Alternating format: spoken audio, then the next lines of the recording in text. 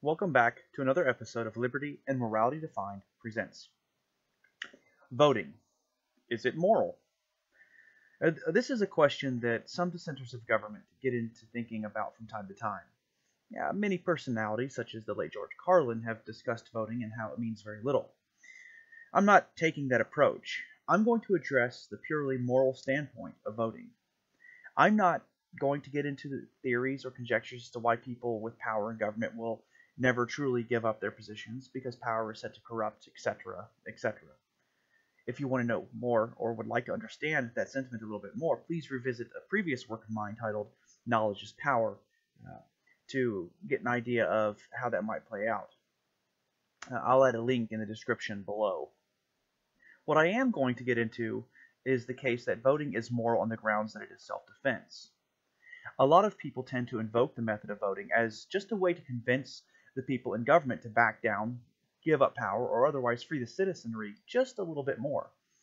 Then there is the case that government can be disbanded through the methods of voting, at least in democratic republican forms of government.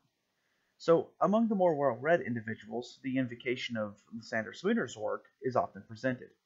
The specific passage is as follows. In truth, in the case of individuals, their actual voting is not to be taken as proof of consent, even for the time being. On the contrary, it is to be considered that, without his consent having been asked, a man finds himself environed by a government that he cannot resist, a government that forces him to pay money, render service, and forego the exercise of many of his natural rights under peril of weighty punishments. He sees, too, that other men practice this tyranny over him by use of the ballot. He sees further that if he will but use the ballot himself, he has some chance of relieving himself from this tyranny of others by subjecting them to his own. In short, he finds himself, without his consent, so situated that if he use the ballot, he may become a master. If he does not use it, he may become a slave. And he has no other alternative than these two. In self-defense, he attempts the former. His case is analogous to that of a man who has been forced into battle, where he must either kill others or be killed himself. Because to save his own life in battle, a man takes the lives of his opponents. It is not to be inferred that battle is one of his own choosing. Neither in contest without the ballot, which is a mere substitute for a bullet, because as his only chance of self-preservation a man uses a bullet, is it to be inferred that the contest is one into which he voluntarily entered, that he voluntarily set up all his own natural rights as a stake against those of others, to be lost or won by the mere power of numbers? On the contrary, it is to be considered that in an exigency into which he had been forced by others, and in which no other means of self-defense offered, he, as a matter of necessity, used the only one that was left to him. So, the argument that Spooner is making is a moral argument. It discusses morality from the point of view of consent, coercion, voluntary and involuntary interactions. But this is not enough of an argument to justify voting. Why? Because it is a moral argument that requires full transparency in thought progression, starting with what the purpose of morality is. Once that is achieved, the means to make the goal possible present themselves in the fashion of avoiding hypocrisy, by avoiding contradictions in our proclaimed philosophy and our actions. And it is here that people often invoke analogies to make the points they do not fully understand beyond sentiment well enough to explain in pure, logically connected points. Now, don't get me wrong here, or misread me, or misinterpret me. I'm not saying Spooner doesn't understand what he was talking about. I'm simply saying that so many people who will invoke analogies do not fully comprehend what it is that they're trying to convey. So, as it just so happens to be, an analogy used to convey this point of voting being moral is often that of a robber pointing a gun demanding money. The victim lies about giving up all of his money in order to save some of it because the robber introduced an act of unwarranted aggression. This doesn't work because voting is about using the methods the robber or government tells the victim or citizen to use in order to direct the actions of the robber. In the scenario, the robber is directly threatening force, not asking for participation. So what are those actions a robber will tell others to engage in that are akin to voting? The first is that the robber is going to continue going around and stealing from others. The actions of the robber being anything less than voluntary become the problem.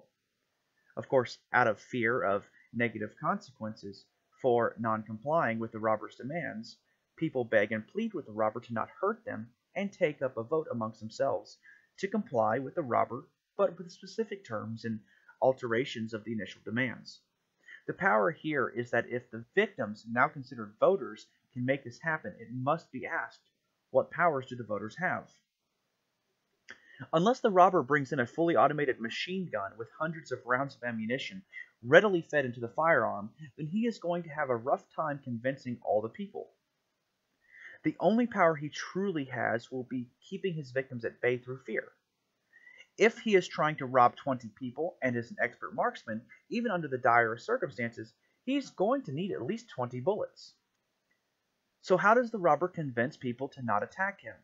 Well, he has to give them a means to negotiate with, and at least make good on some of those negotiations. So before the victims ever realize they can negotiate with the robber presents the solution to negotiate if they want to not get hurt. Of course, no one wants to get hurt, so they all agree. In the process of this agreement, some disagree as how to best limit the robber's power and authority without actually realizing the solution is to take a risk knowing someone could or will get hurt or killed in order to stop the robber.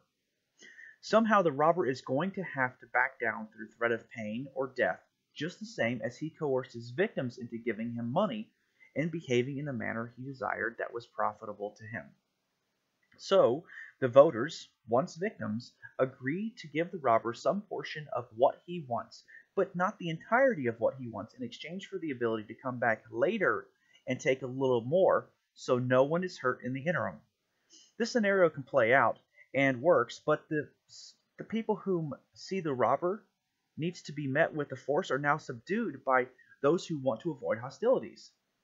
They agree to work with the robber. If by chance voting does work to change the robber, at what expense to those whom participated voluntarily and those whom did not suffer? The argument is going to be that life was protected, even the robbers, and yes, that is a tremendously noble goal.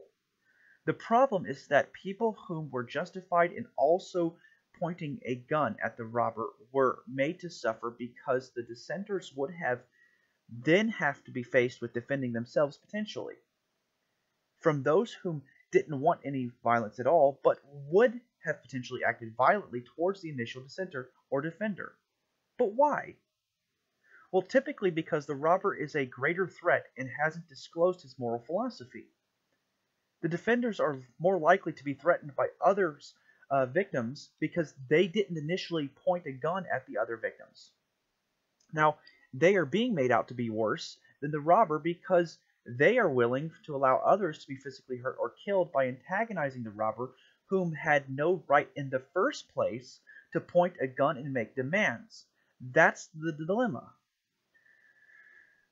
Fear of the robber has clouded the judgment of potential future outcomes of greater prosperity and success at the expense of the moment to avoid greater misfortune, or at least perceived greater misfortune. It's terrible and horrendous that someone has to decide to point an instrument of destruction at another to take and consume instead of use a tool of creation to create and be at least neutral in interactions with others. So now the choice is to risk eternal enslavement or much longer enslavement to the whims of someone pointing instruments of destruction, or take a risk and meet such violence with violence. The outcome of that position is that the robber decides to not rob anymore, or he decides to open fire, risking his own life now with a far greater certainty. If he drops his weapon, if he drops his weapon, he may be peacefully collected and made to pay, or he may have the hell beaten out of him. If he opens fire, then people will likely get hurt. But make no mistake, that robber initiated those potential outcomes. The other outcome is to follow his rules, eventually vote and negotiate with him, which leads to greater freedom and eventual reduction of his activities and reinstatement into otherwise peaceful society. The alternative outcome could be that it never ends because the robber then gives a portion of what he takes to others to purchase their poorly invested loyalty in him, just like taking welfare and then voting Democrat or voting Republican because they want war with ISIS or whatever the flavor of the war is that month. Then the victims fight amongst each other as to how things should be run and eventually get to the point of saying, if you don't like it, let us elect you into power and then you can stop extorting us to pay for little Timmy's medical bills and little Jimmy's education. See how he is, folks? He doesn't want that guy we thought was a robber to help us pay for our bills and expenses. Of course, if the robber is killed or stopped with equal violence or even elected to stop by mob rule, another outcome could arise. The people then take a vote to have someone among them charged with pointing a gun at people while collecting a small fee from the previous victims to be paid to protect from future robbers and to purchase equipment needed. Now, instead of the robber pointing a gun, one of the victims is now pointing a gun with a mob of supporters behind him. Their proclamations will be that of protection. That is always how these things start. Voting to convince the robber, who first says he will only answer to those whom agree to work with him voluntarily, while he coerces the conformity of others to do so at gunpoint or threat of bodily harm or death, is morally and philosophically contradictory in what is universally consistent and applicable. Why is it okay for the robber to point a gun without being the victim of an act of unwarranted aggression by those he is pointing a gun at? So now we must understand why the robber or government is allowed to do this. Why do people seem to turn a blind eye or fail, for whatever reason, to recognize this seemingly contradictory point of logic? Simply put, what is the purpose of stopping government? Why do we want it? What do we want it? What do we not want? Why do we want to work with it? How does it work? The sentiment behind those questions needs to be addressed, and when we address that sentiment, the purpose of government, it comes down to one of morality. Why? Well, morality is about the protection of life, specifically human life from human life. Morality is a means of setting boundaries between people more or less, and what these boundaries are and how they are invoked, applied, and maintained is also important. So once more, we need to ask another question. What is the purpose of morality? It is here that it is pertinent to understand the purpose of morality, at least as I had defined in my previous work, Morality Defined, and by extension, my work before that, Liberty Defined. Of course, it should go without saying that I'm basing my position on why voting is one way or the other on my moral philosophy. And before I get into that, it is important to ask the question, what is the purpose of government?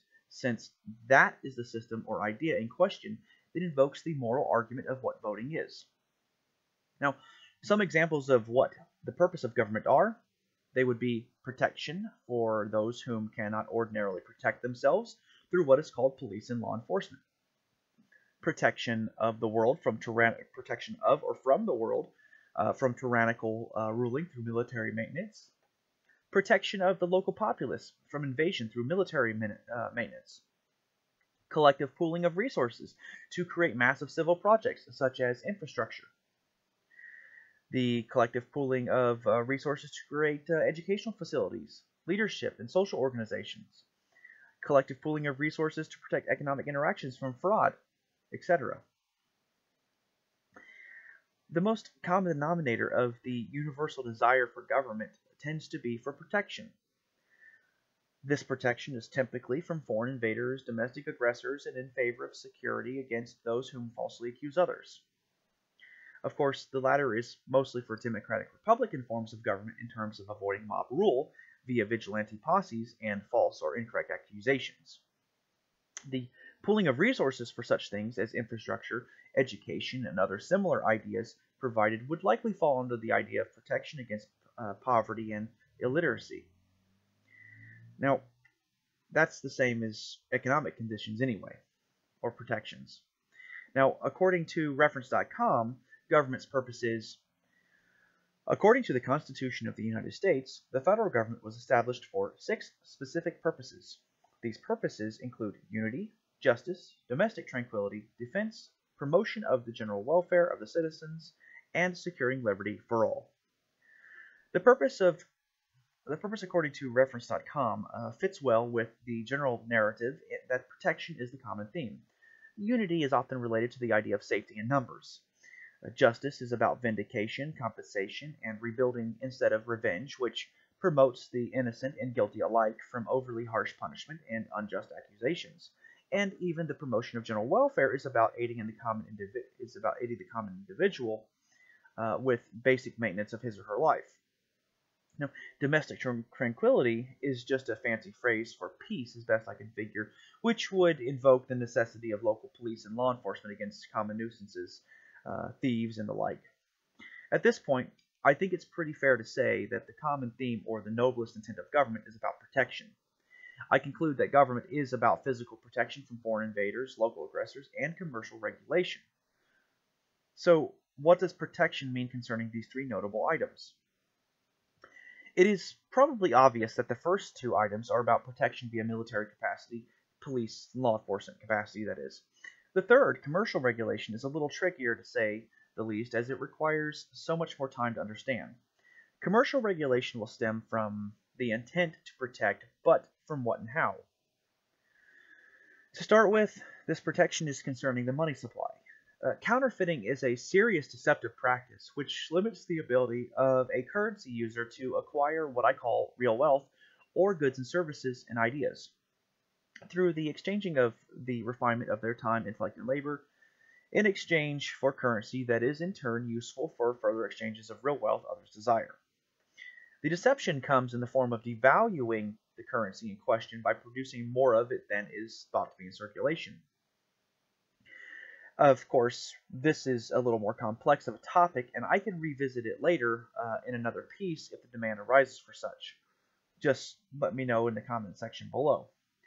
However, the abilities of any society to protect and defend against such deflation and inflation of currencies comes in the form of not coercing people to use a single currency through the manipulation of accepting a system the robber or government enforces upon those beneath its claimed jurisdiction.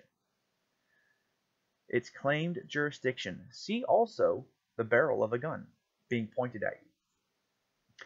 To cooperate with the robber or government and give in to the demand for whatever form of wealth is desired to stay the trigger finger of the robber or law enforcer is to show others that whatever wealth this coercive entity desires is valuable in negotiating with the unwarranted aggressor. Let me state that again differently.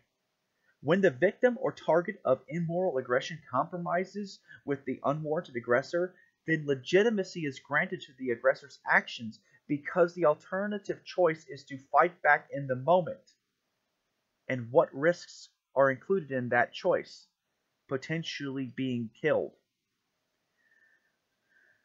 But because the choice in this case is to submit, the robber knows that he may potentially get away with such an act in order to make further attempts, which may turn into a career. See also politician.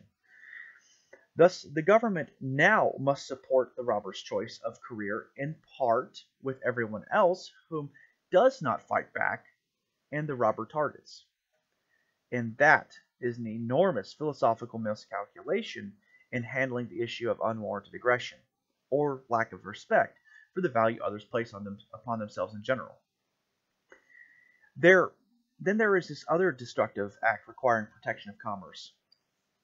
This is the inevitable risk people take when negotiating for exchanges with others.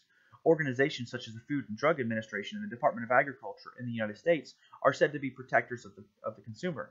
Regardless of whether or not these protections are in place, people end up hurt or worse because accidents and intentional acts happen. In the case of funding such organizations, people are coerced into becoming dependent upon them with the arrival of each new generation, not taught how to think critically and perform at least basic investigatory skills to understand the risks involved in such interactions. So, what does this have to do with whether or not voting is immoral? Well, the question is about understanding the premise of why government is invoked. If we do not understand the goal of why government is invoked, then we cannot formulate a clear set of parameters from which to create the means to achieve the goals desired and not have the methods contradict the goals. Now that I've established the purpose of government, it's time to ask another question. What's the problem with government, with how government helps people with programs such as the aforementioned? Government is supposed to protect the people. The problem is in how government does this. And this is where the analogy of the robber comes into play. Not everyone is always going to be in agreement about how to best provide protections. And when we tell someone that they are not to fight back, even though they are allowed to vocally disagree, we are saying that we do not respect them well enough to let them alone and choose their own path. It is important to give others the ability to choose. We must also make the effort to understand the context of every situation. And if it were not for the employment of outside force, or force outside of the realm of self-defense, against otherwise peaceful individuals by other peaceful individuals to coerce the former's ability to be left in peace, participation in government would be as voluntary as is going to the Macy's department store instead of Walmart. Yet, it's typically at this point where someone will interject the idea of a social contract. But what is a social contract? A social contract is nothing more than an invocation of a moral code that is built upon an either-or situation. Every social contract invoked, which has led to the creation of government as the means to provide all of the aforementioned protections and pooling of resources to provide such, is built on this either-or concept. Well, how? For starters, how many of you have stated or been told that if someone doesn't agree with the majority consensus that they must leave? That's the either-or. Either we accept the violence the majority or the illusion of the majority imposes upon us and cower to it instead of standing up to it with equal force, or we leave its claimed jurisdiction. That's not morally acceptable to anyone with a clearly laid out path of thought progression which starts with a clear goal in mind from which a set of parameters can be established and then used to work within so as to not contradict the purpose of the goal. Now, if the goal of government is protection, and the protection is from people who want to do harm to those who agree and voluntarily support government, then that directly creates animosity between those who want protection but do not agree with the means that are government. Failure in compliance with government demands makes the disagreeing individual a target for government aggression, even more so than before. Now, most moral codes recognize that aggression without first being the victim of an unwarranted act of aggression is in itself immoral. Therefore, government, like that robber, is immoral. But wait just a minute. I'm not just discussing most moral codes. I'm discussing my moral philosophy and why voting is either moral or immoral. So it would be important to understand what my moral philosophy is. If you've read my ebook, Morality Defined, then you already understand what I'm about to share with you. My moral code is based on recognizing the value I have in myself. I want that value respected. It doesn't matter how much I want it respected because that is subjective in nature based on the kind of interactions and relationships I have with people. This means that the default total of value to be respected must be 100%. Knowing this, I recognize it in others. I find ways of conveying this to others, and I adjust my relationships with these others I interact with accordingly. But at no time does my respect for the value of others drop to less than such without the interaction being involuntary. Otherwise, others must first violate the trust I have placed in them, or must disrespect the value I have placed on my life in order for me to consider any amount of respect for the value of their lives to be considered forfeit. That is the foundation of the non-aggression principle in a nutshell. It is the beginning of all morality, and morality is based on the idea of preserving human life that is sentient, reason capable, and able to communicate. Well, at least complex enough thoughts and concepts in order to set communicable boundaries beyond just territorial domination. Yes, this includes this whole idea of morality that I have promoted here includes unborn, suicidal, and comatose individuals alike, based on circumstances they are privy to. To understand more about those circumstances, I advise taking an afternoon to read Morality Defined. For now, what applies to those of us not associated with such circumstances is the setting of boundaries to avoid unwarranted acts of destruction and transgressions, while leaving a reasonable means to defend against innocent and intentional acts alike. Again, the goal is to preserve but not necessarily promote human life. The advocacy of promotion equates to forcing people to refine their time, intellect, and labor into real wealth that can be used to maintain the lives of others. And it is here that the enslavement to the popular rhetoric that is the social contract comes to light. If we have an obligation to help others, then we are in essence enslaved to the whims of society, where no amount of perfection can be achieved short of jailing all of us with a relative handful in charge, centrally planning everything where they can benefit at the expense of the rest of us in cages. So now it comes down to the issue of whether or not voting is immoral, moral, or amoral. Based on my moral philosophy, voting is immoral. The means employed by government are not voluntary. Taxes must be collected in order to fund the ability to vote. Funding the ability to vote through stolen funds that are recognized by those who understand that taxation is theft means that voting is immoral. It is one thing to purchase a stolen stereo that you did not know was stolen. It is something entirely different to purchase something that was not stolen. The ground may seemingly be negligible for voting, but if one accepts the resources provided to vote with knowing that the resources were paid for with stolen wealth, they are encouraging the government or robber to continue providing a platform. Let me state that again slightly differently. If someone purchases stolen goods from a known thief, knowing absolutely that at least part of the goods purchased from the thief were stolen, he or she is now encouraging the thief to continue in much the same way people who gave orders and paychecks to subordinates are guilty of encouraging immoral and destructive behavior. So if you vote, then you are absolutely guilty of legitimizing the system in which you participated, because there was no immediate threat of being killed for not participating in such acts by the entity proclaiming to change based on the results of such voting. That is it. There is nothing more to the reasons why voting is immoral.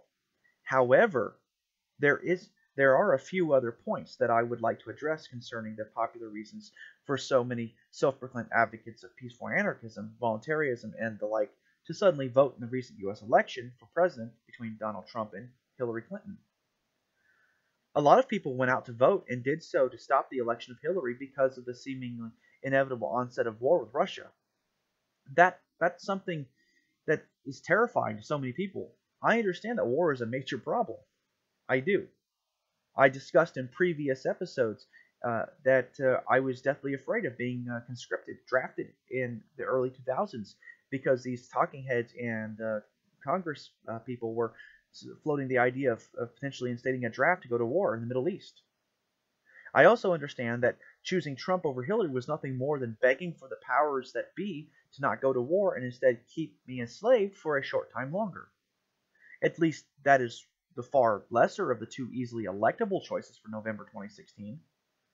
There was no moral principle invoked in these choices. The choice was to avoid war with a greater percentage through one candidate than another. That's all there was to it. However, many people will probably point out that there was more reasons to vote for Trump than just avoiding war. Fine. Trump held almost zero political promises. It was beholden to others in terms of campaign donations requiring him to return favors when compared to Hillary, that are known at the time of this work's creation anyway. The argument that is made in favor of voting for a change goes as follows. At no point in the recent U.S. history has a presidential candidate ever run a platform as Trump has. He's had a relatively no strings attached. He's been a private businessman for his entire life, and he's got no record of trying to bomb other countries, start wars, or otherwise profit off taxpayers without at least providing some kind of service in return when compared to all other presidential candidates capable of being elected, given the status quos they faced at the time, of course. That is a seemingly powerful argument for putting someone in a position of power where, as far as I understand, Abraham Lincoln's declaration of martial law has not yet been rescinded. Now, that is of note since the introduction of Lincoln's issuance of martial law seems to correlate with the increased number of executive orders issued. And the ability to issue executive orders means that the President of the United States has tremendous power. While I'm not an expert on U.S. history, since Lincoln's War, the president, the power of the president, has only increased through these executive orders. That's why presidential elections in the U.S. are such a big deal, as far as I understand. But who knows about this problem concerning the Union's Republican form of government stemming from the 1860s, over 150 years ago? Whatever the issue is with why the president has power means very little in the face of the moral argument anyway. The issue is always the same. Who is initiating force over others and why? That's the issue at hand, the violence employed. And then there will be people who ask, what violence? Since this is all voluntary, nobody's making you vote. Voting is the distraction. Voting is the bread and circuses distraction. How that event is created is the problem, and violence or threat of violence is used to make voting happen by means of coercing people into paying taxes or to leave. Because of that issue of violence, it needs to be addressed. People want something from others, invoke the idea of how majority rules when it pertains to achieving the things that are commonly provided by government actions today. But what is happening when a majority ruling is invoked? What happens? When did everyone who the ruling applies to consent to being part of that ruling? Never is the answer. But by default of simply existing is what so many people will say who support the social contract idea. Of course, refusal to accept that contract or the ruling of any proclaimed majority is met with hostility, which does include physical violence. That much is clear to those who understand the mantra of, if you don't like it, then leave. Again, it is important to recognize that this violence needs to be addressed, and if Trump was running on the platform of abolishing the federal government and won, morally speaking, it would still be immoral to vote for him or anyone else because morally and philosophically consistent people do not need the rules of a robber or thief to abide by to convince such that they need to back down and be peaceful or lose their life. In this regard, morally and philosophically consistent people have their clearly defined moral goals available to show the world and would brandish their own firearms and truncheons, letting those in power know that their presence is not desired, useful, or wanted in the capacity that they are offering it. By voting, one only encourages the enslavement of the innocent to the nescient and guilty alike. Why? Because the violence employed to make the system possible has to be addressed. If the violence is not addressed with some equal version of it, there will be no end to the system of oppression. It is the violence introduced to coerce conformity by those who want the noble protection rooted in moral codes, but do not understand the importance of creating clarity, consistency, and universal applicability in their moral codes before invoking them. Of course, that leads them to initiating hostilities to enforce what they understand and believe in sentiment, but not well enough to break down. However, this doesn't mean that violence must be enacted. We don't have to stop a robber by shooting the robber every time. We don't even have to, even if the robber shoots at us, we still don't have to necessarily invoke violence. If enough of us brandish our own firearms, the robber will back down. That's the threat. That's the threat that the robber uses. Does he really want to pull that trigger? Does he really care? Do we really want to pull that trigger? Do we really care? Does each side know what the other is willing to do? That's the underlying purpose of not voting.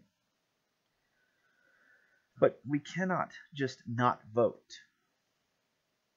We have to refuse to vote and then take a good long look at those in power while brandishing our own firearms, while displaying our own means to show force. This is the idea behind other nations not directly invading the United States, because a gun may be behind every blade of grass. That lets those in power know that the power and potential invaders know that we are not interested in allowing their terror and aggression against us anymore or ever at all. Not that shots need to be fired. Okay? Not a shot needs to be fired. The only thing that needs to be done is to send a message that says, we know you want us to obey. We are peaceful, and we do not want to obey. If you do not respect the value we have for ourselves to make our own peaceful decisions, then we will not respect the value you have for yourself, and will meet whatever force you employ with equal force. What this does not mean is that it is somehow okay to go and shoot or employ violence against voters. If people do not understand why they are being attacked, they will assume they can use legitimate self-defense, moral positions in self-defense to stop whomever they perceive as unwarranted aggressors.